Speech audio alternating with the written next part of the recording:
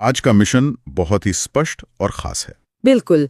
आज का हमारा लक्ष्य वनस्पति जगत यानी प्लांट किंगडम के वर्गीकरण के विस्तृत नोट्स को लाइन दर लाइन डिकोड करना है। एकदम सही। बिल्कुल एक मास्टर क्लास की तरह यह सुनिश्चित किया जाएगा कि स्रोत सामग्री का हर एक शब्द, हर एक तथ्य और हर एक चित्र पूरी तरह से स्पष्ट हो जाए। हाँ, और इस विश्लेषण का अप्रोच बहुत ही सीधा लेकिन बेहद प्रभावशाली रहेगा।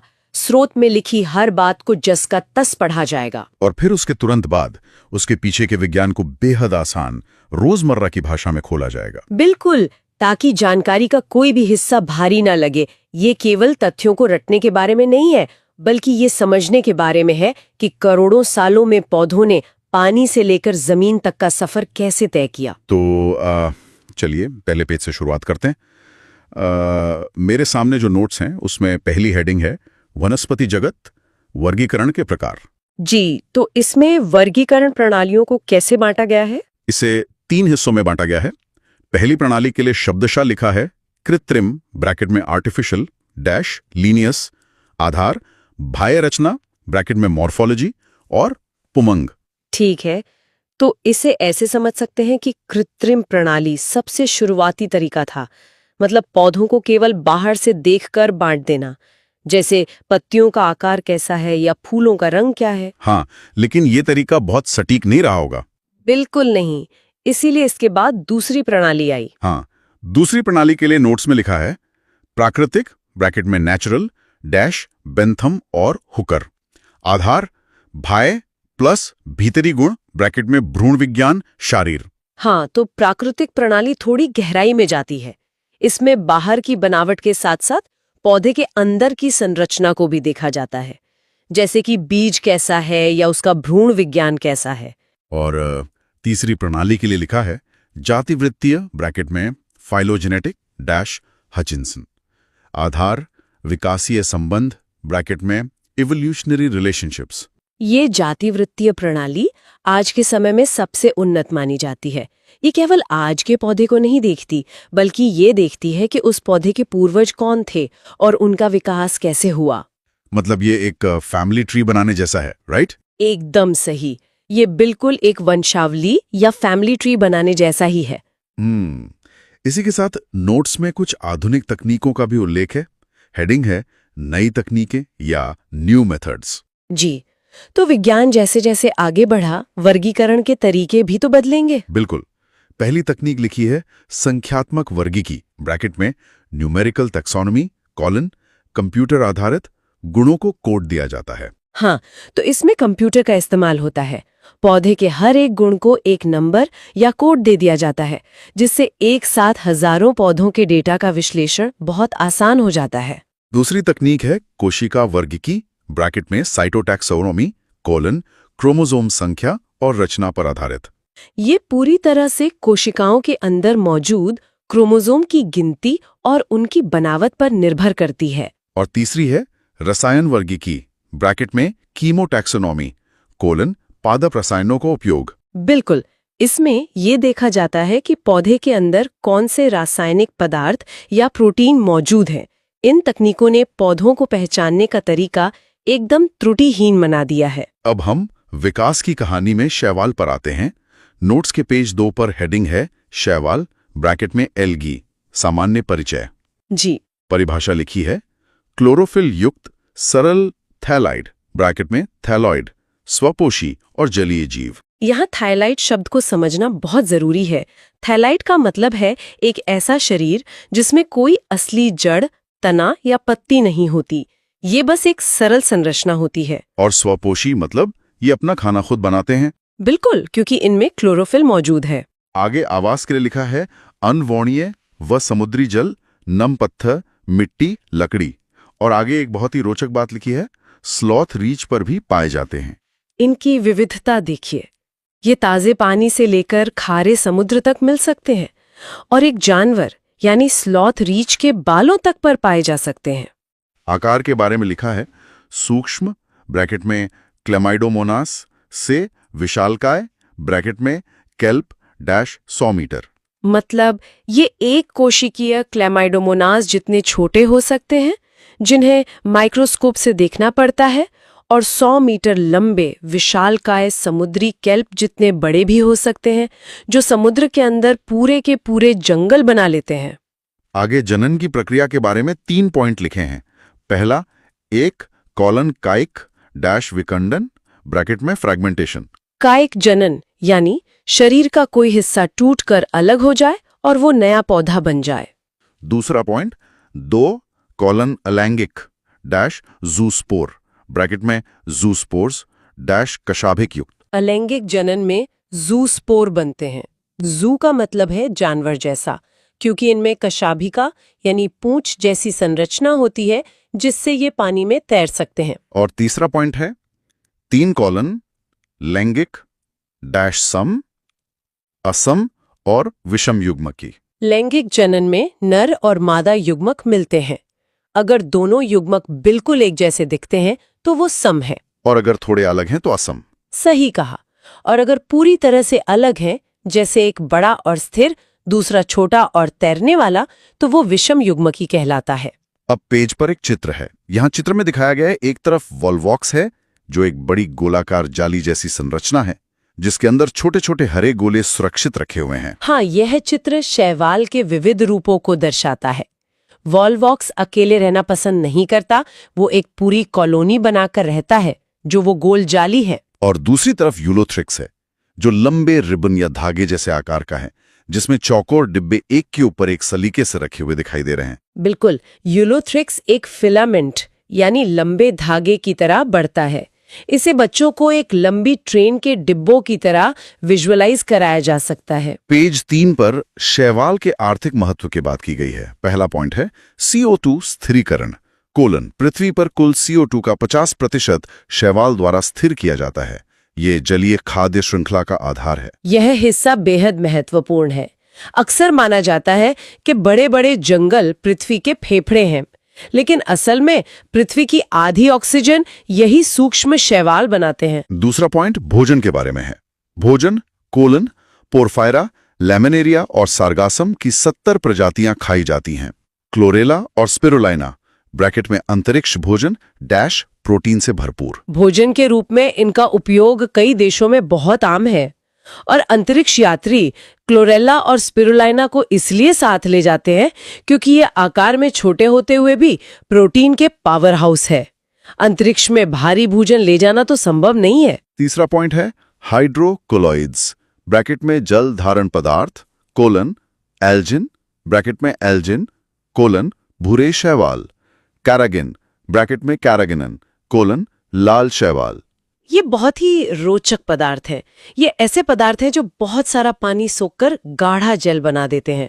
इसी में आगे लिखा है एगार ब्रैकेट में एगार कोलन जिलेडियम और ग्रेसिलेरिया ब्रैकेट में आइसक्रीम / जेली बनाने में। हाँ, इसी एगार का इस्तेमाल फैक्ट्रियों में आइसक्रीम और जेली को वो गाढ़ा और मुलायम रूप देने के लिए किया जाता है। कोलन क्लोरोफिल A और B ब्रैकेट में हरी घास जैसा रंग। खरे शैवाल का रंग बिल्कुल हमारे आसपास की ताजी घास जैसा होता है, और इसका कारण यही क्लोरोफिल A और B है। आगे लिखा है संचित भोजन कोलन पायरिकोनॉइड ब्रैकेट में पायरेनॉइड्स डैश स्टार्च और तिल बूंदक। यहाँ पायरेनॉइड एक बहुत ही खास अंग है। इसे शैवाल का अपना स्टोरेज टैंक या पैंट्री मान सकते हैं। जैसे एक्स्ट्रा खाना फ्रिज में रखा जाता है, वैसे ही हरा शैवाल अपना स्टार्च और थोड़ा सा तेल इसी पायरेनॉइड में जमा करके रखता है। कोशिका भित्ति के लिए लिखा है बहुत मजबूत होती है, जो इन्हीं 2 परतों से बनी होती है, अंदर सेल्यूलोज और बाहर पेक्टोज। और इसके उदाहरण दिए हैं कॉलन क्लाइमेडोमोनस वॉल्वॉक्स यूलोथ्रिक्स स्पाइरोगायरा कारा। जी। पेज 5 पर भूरे और लाल शैवाल की तुलना है। फियोफाइसी ब्रैकेट में ब्राउन एल्गी के लिए लिखा है वर्णक colon chlorophyll A C fucoxanthin bracket में जैतूनी हरा / भूरा कोलॉन लैमिनेरिन या मैनीटॉल भित्ति कोलॉन सेल्यूलोज + एल्जीन। और उदाहरण हैं कोलॉन एक्टोकार्पस लैमिनेरिया सरगासम। जी बिल्कुल। वहीं रोडोफाइसी ब्रैकेट में रेड एल्गी के लिए लिखा है वर्णक कोलॉन क्लोरोफिल A D आर फाइकोएरिथ्रिन ब्रैकेट में लाल रंग। ये लाल पर्णक समुद्र की बहुत गहराई तक पहुंचने वाली नीली रोशनी को सोखने में माहिर होता है। इसीलिए लाल शैवाल समुद्र की सबसे निचली सतहों पर पाए जाते हैं। इसका संचित भोजन है कोलोन फ्लोरिडियन स्टार्च, और विशेष पॉइंट में लिखा है कोलोन कोई चल ब्रैकेट में मोटाइल अवस्था नहीं, बिल्कुल नहीं होती। इसके उदाहरण है कोलोन पॉलीसाइफोनिया, पोरफायरा, जिलेडियम। बिल्कुल। अब एक और चित्र है। यहाँ चित्र में दिखाया गया है भूरे शैवाल की बड़ी चौड़ी पत्तियां और मोटे तने जैसी बनावट, जो उन्हें समुद्र में तेज लहरों के बीच टिके रहने में मदद करती है। हाँ, ये बहुत मजबूत होते हैं ताकि ये लहरों का सामना कर सके। और उसी चित्र में लाल शैवाल की संरचना बहुत नाजुक, धागेनुमा और कई शाखाओं वाली दिखाई दे रही है, जो एक खूबसूरत लाल रंग की है। सही कहा। ये गहराई में शांति से रहते हैं, इसलिए इन्हें मोटे तने की जरूरत नहीं होती। पेज 6 पर आते हैं। यहां से पौधे पानी से बाहर निकलने की कोशिश करते हैं। हेडिंग है ब्रायोफाइटा ब्रैकेट में ब्रायोफाइट्स कोलन पादप जगत के जल स्थलचर। पादप जगत के एम्फीबियंस या जल स्थलचर ये ब्रायोफाइट। फर्टिलाइजेशन के लिए पानी आवश्यक है। करोड़ों सालों के विकास में ये वो समय था जब पौधों ने पहली बार सूखी जमीन पर कदम रखा, लेकिन ये पूरी तरह से पानी से आजाद नहीं हो पाए थे। मतलब नर युग्मक को तैरकर मादा तक पहुंचने के लिए पानी चाहिए। एकदम सही। इसीलिए ये सिर्फ नम, ठंडी और छायादार जगहों पर ही मिलते हैं। मुख्य काया के लिए लिखा है कोलन युग्मकोद्भिद ब्रैकेट में गैमेटोफाइट /n। वास्तविक जड़ तना नहीं होता। इनमें असली जड़ें नहीं होती, बल्कि बालों जैसी बारीक संरचनाएं होती हैं, जिन्हें मुलाब या राइजॉइड्स कहते हैं। ये सिर्फ पौधे को मिट्टी से चिपकाए रखने का काम करते हैं, पानी सोखने का नहीं।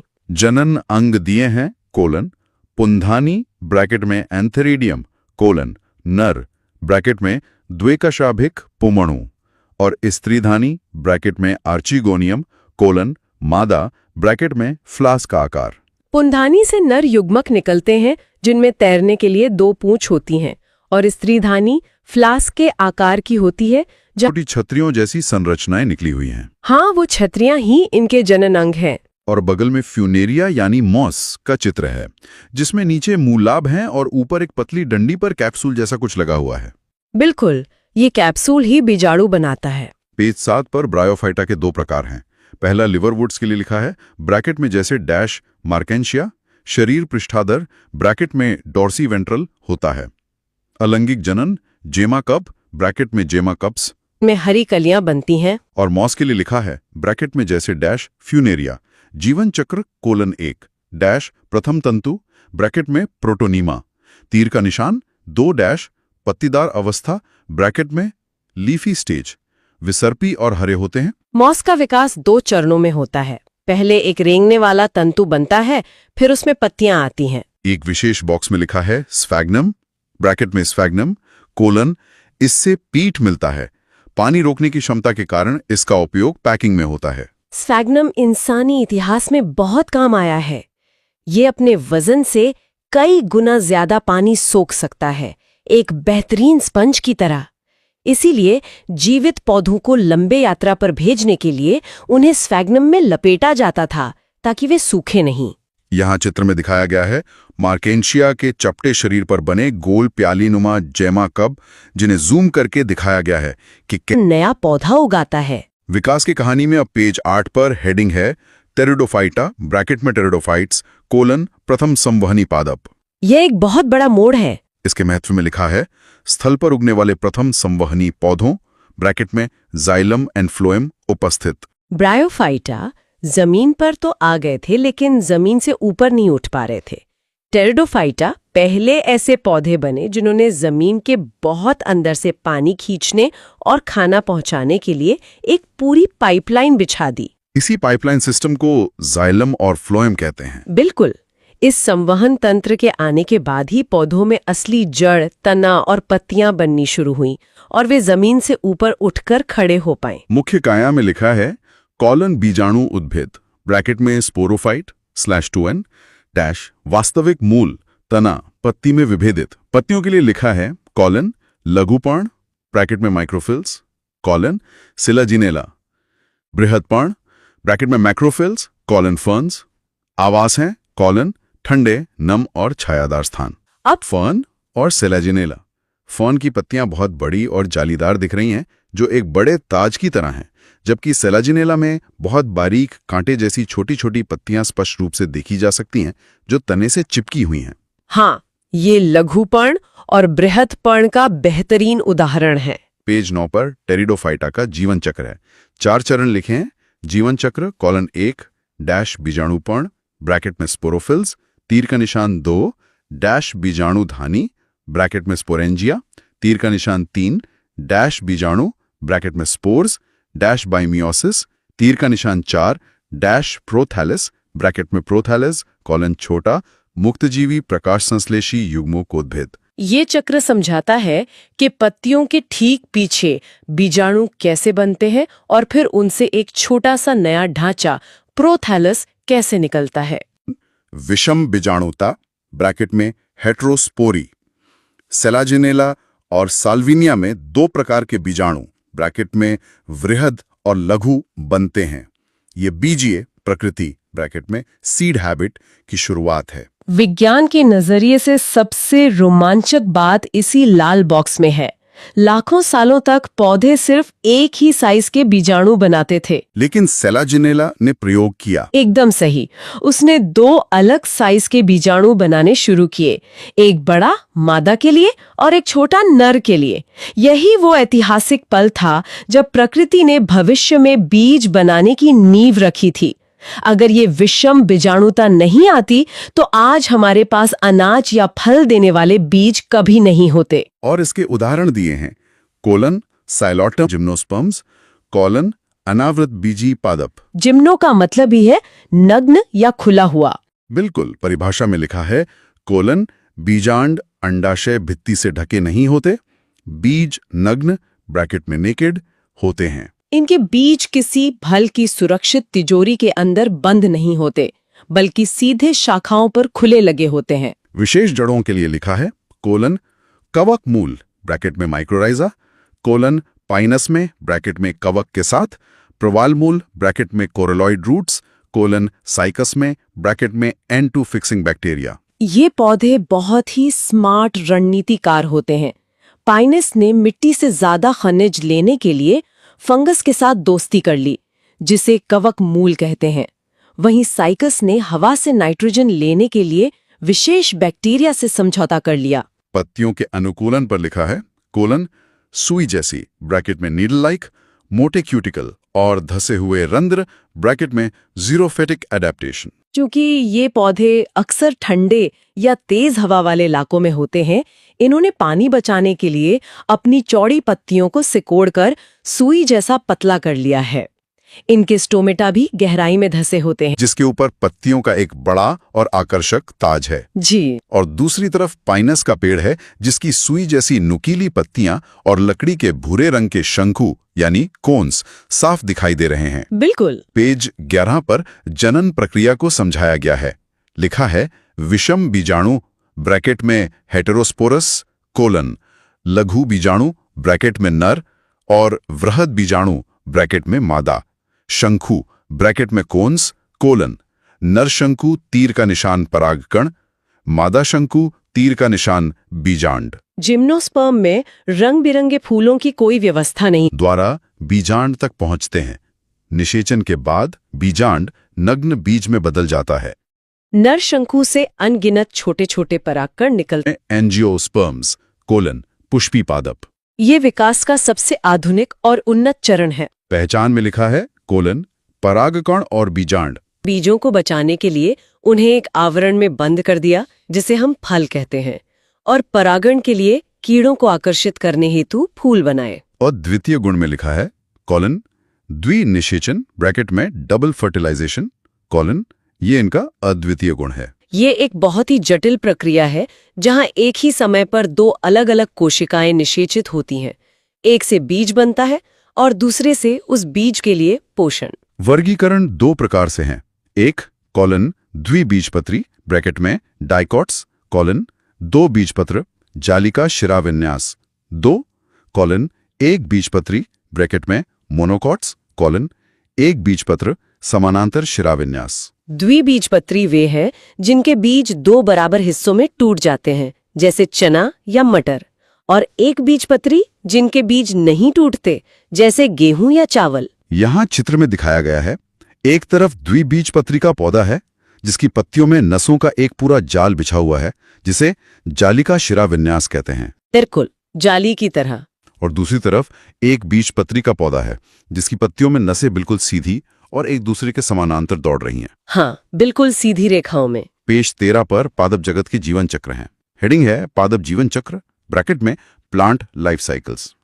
पहला है अगुणतक, ब्रैकेट में हैप्लॉन्टिक, कोलन मुख्य युग्मकोद्भिद, ब्रैकेट में एन, उदाहरण कोलन वॉल्वॉक्स, स्पायरोगायरा। अगुणितक चक्र का मतलब है कि पौधे का ज्यादातर जीवन आधे क्रोमोसोम यानी एन के साथ गुजरता है, जैसा साधारण शैवाल में होता है। दूसरा है द्विगुणितक, ब्रैकेट में डिप्लॉन्टिक, कोलन मुख्य बीजाणु उद्भिद, ब्रैकेट में 2n, उदाहरण कोलन जिम्नोस्पर्म्स, एंजियोस्पर्म्स, फ्यूकस। जैसे जैसे पौधे जमीन पर आए वो द्विगुणितक हो गए, मतलब उनका ज्यादातर जीवन पूरे क्रोमोसोम सेट यानी 2n के साथ बीतता है, जैसे आम या नीम के पेड़। और तीसरा है मिश्रित, ब्रैकेट में हैप्लोडिप्लॉन्टिक, कोलन दोनों अवस्थाएं स्पष्ट, उदाहरण कोलन ब्रायोफाइट्स, टेरिडोफाइट्स, एक्टोकार्पस। मिश्रित चक्र वह अवस्था है जहां पौधा आधा समय n अवस्था में और आधा समय 2n अवस्था में बिताता है। यहाँ चित्र में दिखाया गया है 3 गोल पाई चार्ट बने हैं। पहले चार्ट में हरे रंग का n हिस्सा बहुत बड़ा है और लाल रंग का 2n हिस्सा बहुत छोटा। यह अगुणतक को दिखाता है। दूसरे चार्ट में लाल 2n हिस्सा सबसे बड़ा है। यह द्विगुणतक है। और तीसरे चार्ट में गोल चक्र लगभग आधा हरा n और आधा लाल 2n में बटा हुआ है, जो बिल्कुल स्पष्ट रूप से मिश्रित चक्र को दर्शाता है। सही कहा। पेज 14 पर पूरे अध्याय का एक तुलनात्मक सारांश दिया गया है। ये एक विस्तृत टेबल है। यह टेबल पूरे पादप जगत का निचोड़ है। मैं इसे पंक्तिबद्ध पढ़ता हूँ। एल्गी, ब्रैकेट में शैवाल के लिए लिखा है, कोलन मुख्य पादप थैलस n, संवहन ऊतक नहीं, बीज नहीं, निषेचन के लिए जल आवश्यक। पानी में रहने वाले सबसे सरल जीव। ब्रायोफाइट्स के लिए है, कोलन मुख्य पादप गैमेटोफाइट n, संवहन ऊतक नहीं, बीज नहीं, निषेचन के लिए जल आवश्यक। जमीन पर आए लेकिन पानी पर निर्भर रहे। टेरिडोफाइट्स के लिए कोलन मुख्य पादप स्पोरोफाइट 2n, संवहन ऊतक हाँ, बीज नहीं, ब्रैकेट में सीड हैबिट स्टार्ट, निषेचन के लिए जल आवश्यक। संवहन ऊतक की पाइपलाइन बन गई, लेकिन अभी बीज पूरी तरह नहीं बने।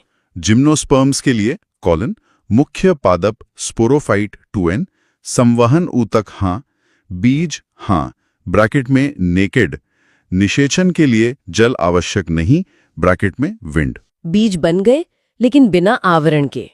एंजियोस्पर्म्स के लिए कोलन मुख्य पादप स्पोरोफाइट 2n, संवहन ऊतक हाँ, बीज हाँ, ब्रैकेट में इनफ्रूट, निषेचन के लिए जल आवश्यक नहीं, ब्रैकेट में पॉलिनेशन। इस एक टेबल में करोड़ों सालों का पूरा विकास क्रम सिमटा हुआ है। कैसे जीवन पानी से शुरू होकर जमीन पर आया और अंत में फलों और फूलों तक पहुंचा।